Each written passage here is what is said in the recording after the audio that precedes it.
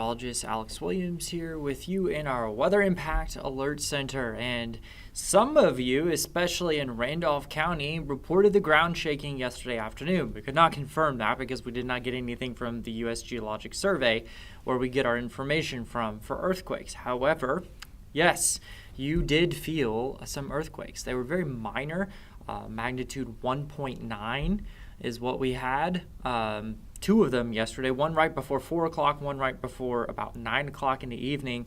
And then we had the stronger earthquake occur earlier this morning at about 7 o'clock here. And so let me go back here. You could see them behind my head, but let me make you full screen here with our graphics. So there you go. So there's the earthquakes. You can see them around Edgar there, and that is just outside Randleman. And so we definitely did feel the earthquake this morning, and a lot of you did feel it, at least in that area. So that was a magnitude 2.5. It was about 2 miles deep into the Earth's crust, occurring at just after 7 o'clock this morning. So yes, we did have earthquakes. It's interesting, in the last 3 weeks, I think we've had about 3 earthquakes in that area. So that's interesting to know. What is that from? Is that from us being around the edge of the East Tennessee seismic zone? Or is it from, maybe just a little bit of that tectonic energy still kind of needing to settle a little bit, and so that triggers off a few earthquakes? That's kind of interesting, right? We don't get to see that all the time. Yeah, the heat, it was definitely on today. No, we did not set any records, but it was a pretty nice day across the area. We hit a high of around 85 today, or 84 degrees rather. There's the look at the time lapse. So we did see clouds roll in kind of through the morning afternoon hours, and that kind of kept us a little bit cooler. Plus, we actually did get some showers early this morning. We did see a few showers kind of populate and survive as they made their trek across the mountains. And so that's a pleasant surprise, right? 84 is where we were today, nowhere near 90. Tomorrow, though, again, very close to that 90-degree range for us. That would be 90 would be the record tomorrow. We're forecasting 90, so that would tie it, and that sets it back. 1976 is when we set that record. But then we kind of get a crazy weather pattern here as we go towards the weekend. We'll see 90 as we go into our Saturday. By Sunday, that mid-70s to upper 70s that you see, that is a midnight high.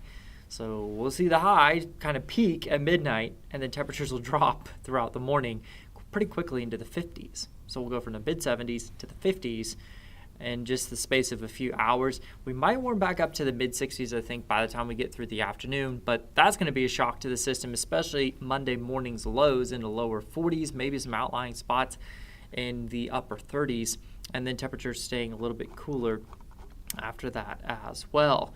Definitely a noisy night across the Midwest. They've got a moderate risk of strong severe storms. Thankfully, we will not see any strong severe storms, but what we do need is rain. So I'm going to walk you through this.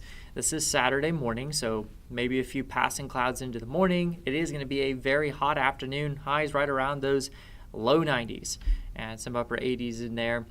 And here comes a front. You can see it back towards the Nashville area. That's our front. So this is what we need to make it our way and survive. But notice as we go into Sunday morning, it just breaks apart. It's gone. We really don't have much in the way of help when we're talking of rain. And we need rain. We need multiple inches of rain. As Brad and I were talking about yesterday, a lot of us need like 10 inches of rain or 15 inches of rain. And we're just not seeing it. So the front comes through about 4 or 5 o'clock in the morning. Temperatures then drastically drop by the lunch hour. We're in the 50s.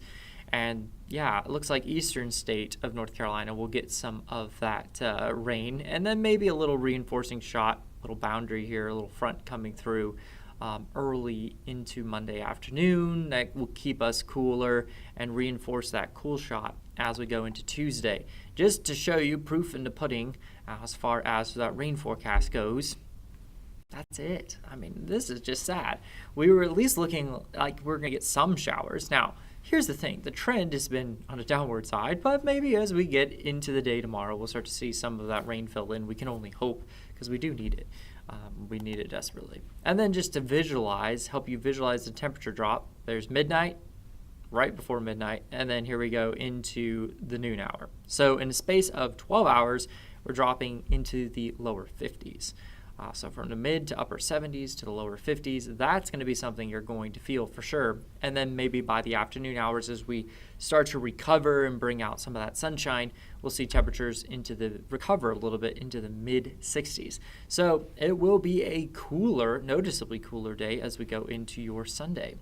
By Monday morning, we're talking the lower 40s, maybe some outlying spots in the upper 30s, especially say Davidson County to Randolph County, Siler City there in the upper 30s, RDU even in the upper 30s, and the Raleigh-Durham area. So that is definitely going to be some cooler weather. Again, a 30-plus degree temperature drop on the way. As far as frost goes, we could see maybe some areas of outlying frost, but I think for the most part, we are going to be okay with that. We won't see a whole lot of widespread frost. But let's look at your 7-day forecast. So as we go into the day tomorrow, record 90, forecasting a high of 90. So that would currently tie the record. And then as we head into Sunday, you'll see that 30% chance. That's being generous with rain. It might be a whole lot less than that. We'll have to watch the trends over the next 24 hours, and hopefully those trends go back up because we really could use the rain.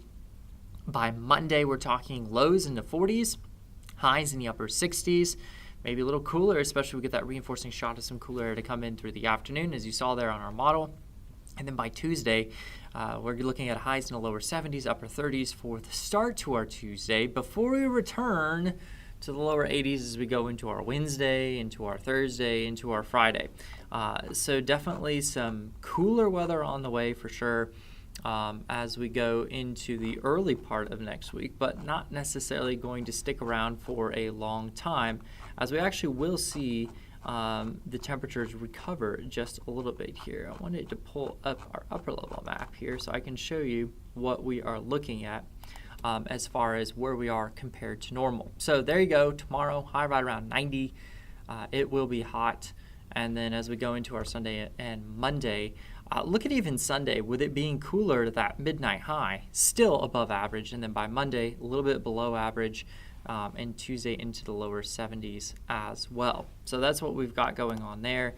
And then we could see the temperatures recover by the time we get towards late next week. You can see that ridging building back in by our Thursday. This could make things a little bit warmer for us as we head towards kind of the 23rd of April, and then maybe things a little cooler by next weekend. Maybe some more rain chances. We desperately need it. We'll be back here with Chief Meteorologist Brad Panovich in a bit.